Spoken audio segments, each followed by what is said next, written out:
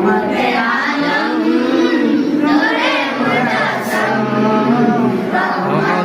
আলম নূরে মুজাসসাম সাহাবীরা আতর বানাই সেই নবীজির গান